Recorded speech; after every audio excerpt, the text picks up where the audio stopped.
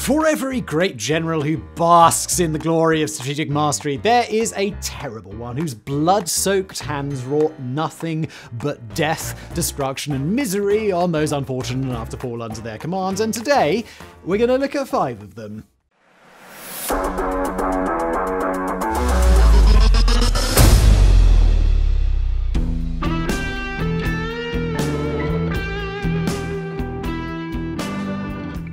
Ancient Rome had no shortage of incompetent generals, but one, Quintus Avidius Scipio, stands head and shoulders above the rest as a true zenith of egregious military inability. His actions, particularly at the infamous Battle of Arosio in 105 BC, illuminate a blend of rash decision-making, blatant disregard for military protocol, and a self-serving nature, which melded to precipitate one of the most devastating losses in Roman history. Scipio's debacle at Arosio was not born out of a lack of resources or capability on the part of his troops, but was directly the result of his disregard for cohesion and unity in the Roman forces. The root of this was his disdain for his superior officer, Consul Gnaeus Mallius Maximus, which morphed into a fatal disunity that would pave the way for calamity.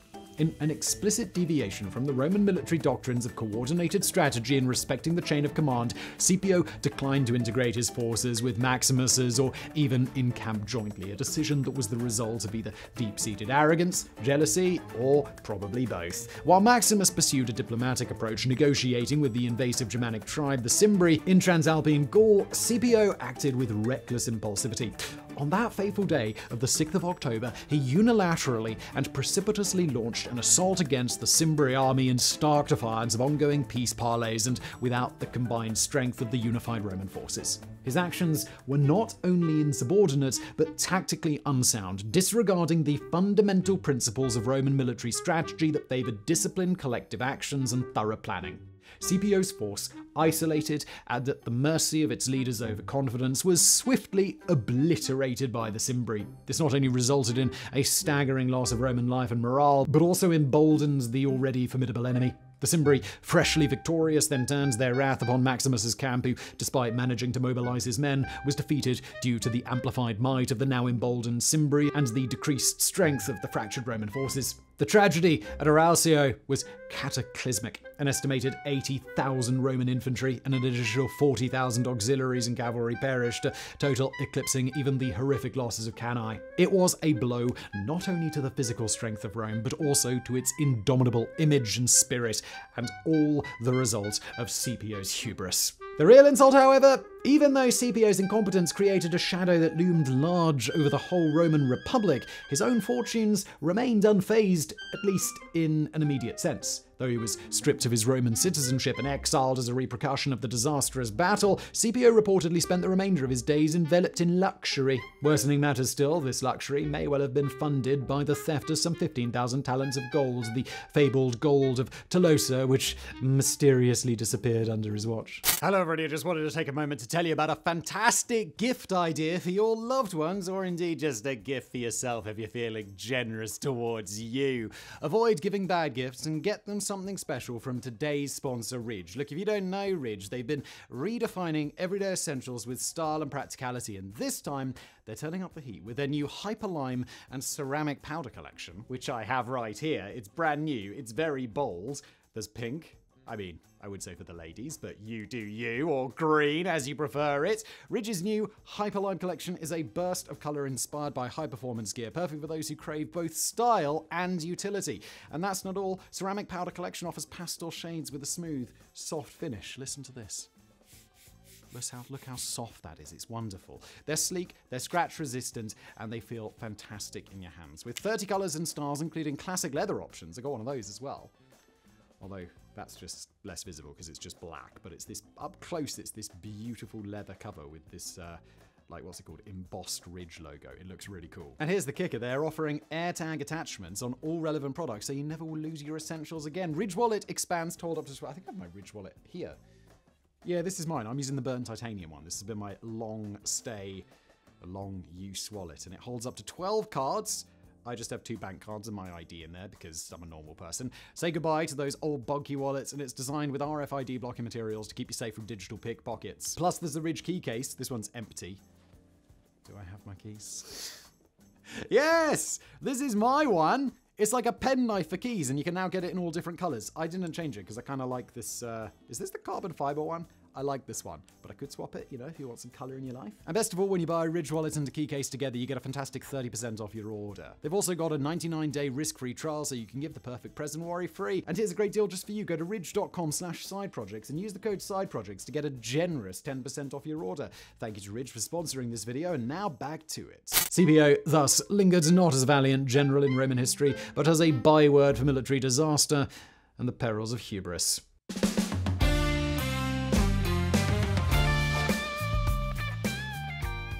Sigismund of Luxembourg, Holy Roman Emperor and King of Hungary, Croatia, Germany, and Bohemia, was a man who was equal parts ambitious and incompetent. On the one hand, he sought to drive the Ottoman Turks from continental Europe, but on the other hand, he had absolutely no acumen to be able to do so, launching a series of cataclysmic military campaigns that culminated with the disastrous Battle of Nicopolis in 1396 that saw an entire Crusader army routed and destroyed.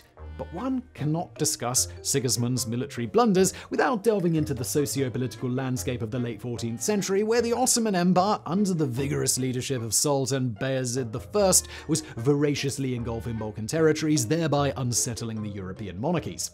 The response, motivated by a mingling of fear and religious fervor, was a call to arms that echoed throughout the realms of the Crusade of Nicopolis. Sigismund, ascending as a pivotal orchestrator of this crusade, demonstrated an initial capacity for unification, successfully amassing a coalition of European knights consisting of Hungarian, French, Burgundian, and other various Western European forces. This amalgamation of warriors bound by common religion and geopolitical objective teased a shimmering prospect of repelling Ottoman advances. However, beneath this facade of unity and strength lurked a bedrock of strategic inadequacy and discord that would subsequently unravel on the battlefield. Sigismund's first cardinal error lay in his inability to forge genuine cohesion among the allied forces. The crusading army was marred by internal rifts, with the French and Hungarian knights in particular harboring a potent brew of mutual distrust and contrasting military philosophies. The French, impetuous and glory-thirsty, vehemently championed for direct confrontations with the enemy, while Sigismund and his Hungarian knights, cognizant of the Ottomans' military prowess, advocated for a more cautious and strategic approach. Thus, the Battle of Nicopolis, when it finally came to pass, was a cauldron where these divergent strategies collided with disastrous consequences. Unable to exert authoritative control and align the Crusaders under a unified, well-conceived strategy, Sigismund witnessed the impulsive French knights charging prematurely against the seasoned Ottoman forces, negating any potential for a coordinated assault. The resulting slaughter not only diminished the Crusaders' combative capability, but also exposed the depth of Sigismund's failure to navigate the complexities of leadership with a diverse coalition. Moreover, Sigismund's shortcomings were further accentuated through his misreading of the Ottoman military capabilities and strategic acumen. Sultan Bayezid I, a seasoned campaigner, masterfully exploited the Crusaders' disjointedness, employing a judicious blend of feigned retreats and devastating counterattacks that bewildered and decimated the European forces. Sigismund, trapped in a maelstrom of chaos, was incapable of reorientating his forces effectively to counteract the Ottoman strategies, thereby sealing the fate of the campaign. Sigismund's defeat and subsequent retreat, while ensuring his personal survival, rippled across Europe, demoralizing kingdoms and emboldening the Ottomans, who continued their territorial expansion with a newfound vigor. This not only altered the geopolitical dynamics of the region, but also unveiled the perilous implications of ineffectual leadership and fractured alliances. But at least his heart was in the right place, so while he might have been an incompetent buffoon with ideas of martial prowess, he's at least an improvement over Scipio.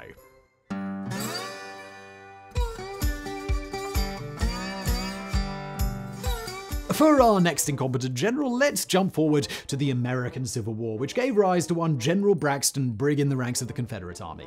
His leadership, agreed upon by historians as the worst of any Confederate general of the war, is synonymous with failure and incompetence, drawing a distinct image that diverges greatly from the oft-lionized leaders of the Confederate cause. Braxton Bragg, despite graduating 5th in his class from West Point Military Academy and having a substantial military experience under his belt courtesy of engagements in the Second Seminole War, War and the Mexican-American War, still found his capabilities as a leader rather lacking come to the Civil War, and as a result he found his reputation constantly marred by issues of incompetence. Things got so bad that his own men even tried to assassinate him, fancying their odds against the hangman's noose rather than face another battle under his command. But what really turned his men against him wasn't his incompetence on the field. I mean, after all, there are plenty of incompetent generals who never have their men turn against them. But what really did it in for Bragg was his unnecessarily brutal discipline. Simply put, his soldiers fucking hated him. In reading the reflections of Sam Watkins, a private under Bragg's command, we glimpse the palpable disdain that his men had for him. Watkins's poignant observations portray a leader disconnected from the realities and morale of his troops, an image he starkly contrasts with the reverence of the other Confederate generals like Robert E. Lee and James Longstreet. This emotional and psychological disconnect, particularly in the throes of war, undeniably undermined the resilience and efficiency of his army. But this could have been okay. Many generals are hated for overly disciplining their troops, but they at least managed to successfully point that hatred toward the enemy and as a result produce some pretty fine soldiers. But Bragg couldn't even manage that. His discipline was only that in name. In reality, it was a wanton cruelty that simply destroyed his men's morale and left them every bit the soldier they were when they got off the train on their first day of training. His solution to this? Sacrifice his men in futile endeavors. After all, they'd get through the line eventually, right? Well, to expand further on his strategic incompetence, let's zoom in on his actions in the Kentucky campaign. Here, Bragg, believing that significant support awaited the Confederacy within Kentucky, sought to capitalize on this perceived advantage. Although he just squeaked a Pyrrhic victory at the Battle of Perryville in 1862, subsequent events unfolded as a strategic debacle. Faced with supply shortages of his own making and a bolstered Union army, he withdrew, foregoing further engagement and essentially surrendering control of Kentucky to Union forces for the remainder of the war. This fateful decision and the failure of the campaign were met with vitriol from the Southern press and dissidents within his ranks, severely undercutting Confederate morale and undermining the strategic position of the Confederate army. Beyond his contentious relationship with subordinates and questionable strategic decisions, he also rubbed his fellow generals the wrong way, creating a toxic dynamic that permeated the Confederate leadership. The discord between him and his subordinates, most notably General Leonidas Polk, diminished operational efficiency and sowed seeds of internal conflict, which only exacerbated military failings when on campaign. This dysfunctional hierarchy, exacerbated by Bragg's abrasive personality, effectively stifled cooperative efforts to rectify strategic missteps or adapt to the fluidity of the battlefield. Despite these many failings, Bragg was not without success, and it is critical to acknowledge these in the broader assessment of his capabilities. For example, his aforementioned Pyrrhic victory at Perryville, in addition to other partial victories at Stones River and Chickamauga, but minor victories like these were ultimately few and far between for Bragg, and by and large, his reputation is one of well-deserved incompetence.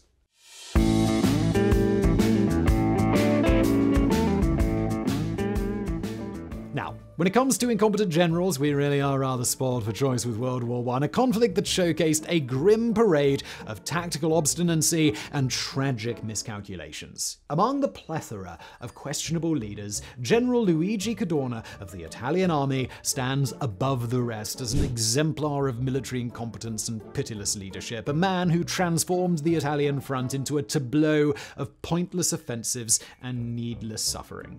Born into a military family, Kadona was no stranger to the art of war, but this prestigious lineage was the very thing that led to his undoing, as it created a rigid adherence to outdated tactical approaches and an unyielding belief in aggressive offenses regardless of circumstance, ultimately sealing his place in the history books as an incompetent general. During his tenure as Chief of Staff of the Italian army, Kadona orchestrated a series of 11 battles along the Isonzo River from 1915 to 1917, each bathed in the blood of the Italian youth and yielding scarce strategic advantage. Time and time again, his young soldiers slogged through the inhospitable terrains of the Alps and Karst Plateau, only to be sent into the moors of Austrian-Hungarian defenses, simply never to return.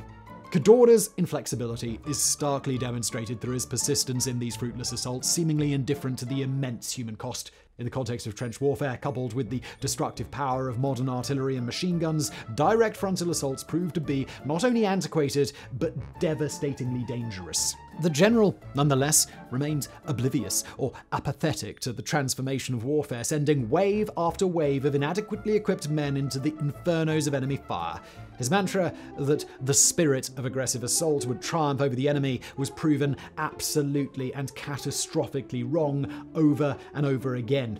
Moreover, Kadona's tactical and strategic blunders were accompanied by his complete disregard for the morale and well-being of his soldiers. Executions for perceived cowardice or insubordination were frequent and merciless, often conducted without due process. The draconian policies intended to instill fear and compliance among the ranks, but instead they sowed seeds of resentment and despair, critically eroding the fighting spirit of the Italian army. But his greatest failure of all, however, would be his conduct, or lack thereof, in the lead-up to the Battle of Caporetto in 1917. In a striking example of his leadership folly, Kadona ignored, or perhaps was oblivious to, the telltale signs of the looming battle, and as a result made absolutely no preparations. Consequently, and despite several indicators of an immediate offensive by the Central Powers, Kadona was caught unawares when wave after wave of Austrian and German forces smashed the Italian lines. His troops, demoralized and fatigued from the relentless, unsuccessful Isonzo campaign and his brutal discipline, rapidly disintegrated in the face of enemy onslaught. The defeat at Caporetto was an absolute disaster. The Italian forces were sent into disarray, retreating approximately 100 miles and losing 305,000 men, primarily to surrender. The city of Venice was even threatened, a concern so great that it sent shockwaves through the Italian military hierarchy and government. Kadona's mismanagement and dismissal of the human element in warfare now threatened to hand one of the jewels of Italy to the enemy.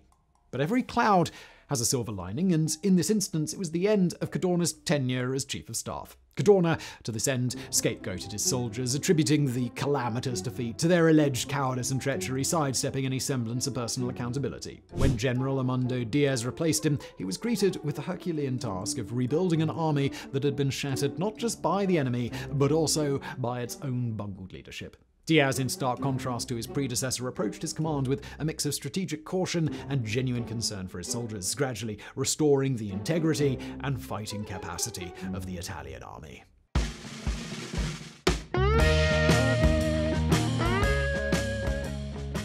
As the ravages of World War II imprinted permanent scars across the landscapes and psyches of nations, one man, Grigory Kulik, accentuated the Soviet Union's agonizing journey with a litany of military blunders and obstinate resistance to crucial advancements in warfare technology.